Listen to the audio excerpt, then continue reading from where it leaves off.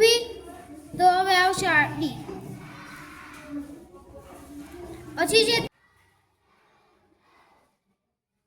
હવે છે ત્રિકોણ. ત્રિકોણ, લંબચોરસ, ત્રિકોણ. તો અહીં આવશે લંબચોરસ.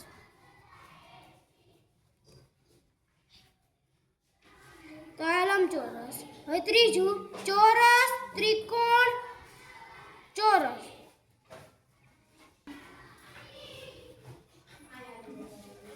હવે ચોથું એ z z z z z. આપણે કેવી રીતે કરશું? આવી થઈ ગયું છે ને. આમાં પાંચમી પેટર્ન છે, તમે કમેન્ટ કરીને જણાવવાની છે. હવે આપણે નવી 5 પેટર્ન શીખીએ. ચાલો દેખાડીએ.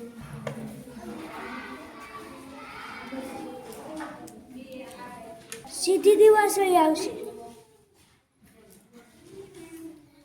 બીજી પેટર્ન એમાં સીધું ત્રિકોણ, ઊંધું ત્રિકોણ, સીધું ત્રિકોણ. હવે આવશે ઊંધું ત્રિકોણ.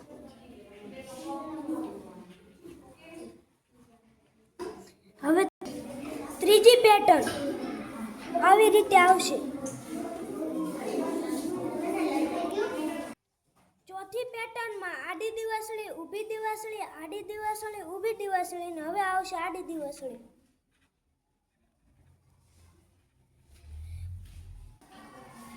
પાંચમી પેટર્નમાં કોમેન્ટ કરીને જણાવો.